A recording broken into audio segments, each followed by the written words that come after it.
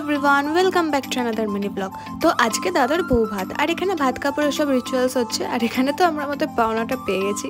তারপর আমরা বিকেলের দিকে তিনজন একটু বেরিয়েছিলাম হাঁটতে হাঁটতে চলে গেছিলাম ইকো পার্কের দিকে, কারণ ইকো পার্কটা ওখান থেকে সামনেই ছিল।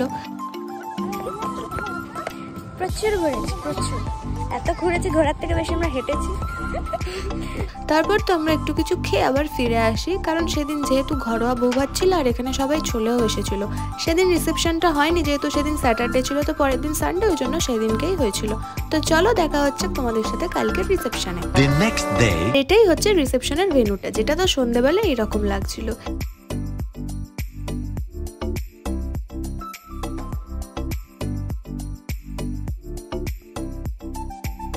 আজ তো আমরা তিনজনেই পুরো সেম পরেছিলাম, শুধু কালারটাই যে আলাদা ছিল।